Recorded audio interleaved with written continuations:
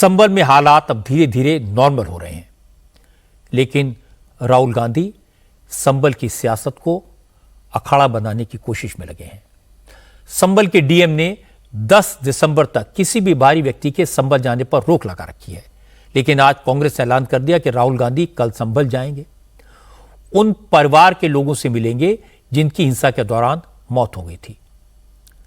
प्रशासन ने राहुल गांधी से फिलहाल संभल न जाने की अपील की है, लेकिन अगर राहुल न माने तो फिर उन्हें रास्ते में रोका जाएगा। संभल के कमिश्नर ने गाजियाबाद और नोएडा के प्रशासन को चिट्ठी लिखकर कहा कि अगर राहुल गांधी संभल के लिए निकलते हैं तो उन्हें वहीं रोक लिया जाए।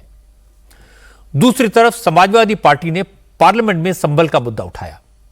राज्यसभा में रामगोपाल यादव और लोकसभा में अखिलेश यादव ने संभल में हिंसा के लिए बीजेपी को जिम्मेदार ठहराया। अखिलेश ने कहा संभल की हिंसा बीजेपी की साजिश का नतीजा थी। बाई इलेक्शन में वोटिंग से एक दिन पहले संभल में जामा मस्जिद का सर्वे माहौल को गर्म करने की नीयत से कराया गया। अखिलेश ने कहा कि संभल में पुलिस ने बेकसूर लोगों को मार डाला, इसलिए संभल के बड़े पुलिस अफसरों के खिलाफ हत्या का मुकदमा दर्ज होना चाहिए। बार बार खुदाई की जो बात कर रहे हैं अध्यक्ष महोदय, ये खुदाई जो है हमारे देश का सौहार्द, हमारे देश का भाईचारा, हमारे देश का गंगा जमनी तहजीब को खो देगा। संभल का माहौल बिगाड़ने में, संभल का माहौल बिगाड़ने में याचिका दायर करने वाले लोगों के साथ पुलिस और प्रशासन के लोग जिम्मेदार हैं। इनको निलंबित किया जाना चाहिए और हत्या का मुकदमा चलाया जाना चाहिए, जिससे कि लोगों को इंसाफ मिल सके और आने वाले समय में कोई इस प्रकार की संविधान के खिलाफ और गैर कानूनी घटना को अंजाम न दिया जा सके। उत्तर प्रदेश का चुनाव था, पहले 13 तारीख को चुनाव होना था और 13 तारीख के चुनाव को उन्होंने बढ़ा करके 20 तारीख कर दिया। अध्यक्ष महोदय, ये लड़ाई दिल्ली और लखनऊ की है। प्लीज। कभी दिल्ली पहुंचे थे जिस रास्ते, वही लखनऊ वाले उसी रास्ते पहुंचना चाहते हैं।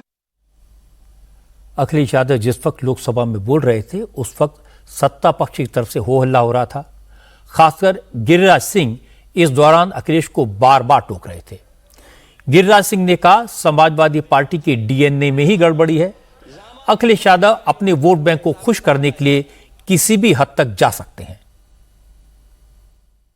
मुझे लगता है कि अखिलेश जी को मैंने बीच में टोकने का भी काम किया।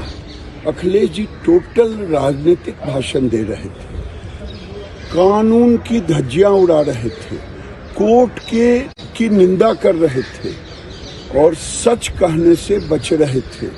सच तो ये थी कि वहाँ अपराधियों ने ही गोली चलाया एक दूसरे पर, जो पुलिस की रिपोर्ट है उसको वो छिपा रहे थे। अखिलेश यादव वही है ना, मैं तो बार बार कहता हूँ उनके डीएनए को, क्योंकि उनके पिताजी ने राम भक्तों पे गोली चलाई थी। वो कभी वोट के खातिर कुछ भी कर सकते हैं। अखिलेश यादव सच को नहीं छुपा सकते, कभी न कभी सच उजागर होगा। अखिलेश यादव की यह बात तो सही है, अगर हर मस्जिद की खुदाई होगी तो इसका मतलब यह होगा कि आपसी सद्भाव और भाईचारे को नुकसान होगा, नफरत की दीवारें खड़ी होंगी। उनकी यह बात भी सही है कि संभल में जब एक बार सर्वे हो गया था तो दूसरी बार सर्वे कराने की क्या जरूरत थी।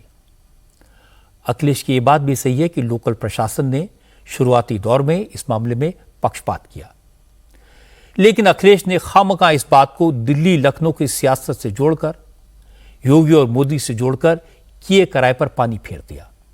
ऐसा लगा वो इस मसले का इस्तेमाल राजनीतिक लाभ उठाने के लिए कर रहे हैं, इसकी कोई जरूरत नहीं थी।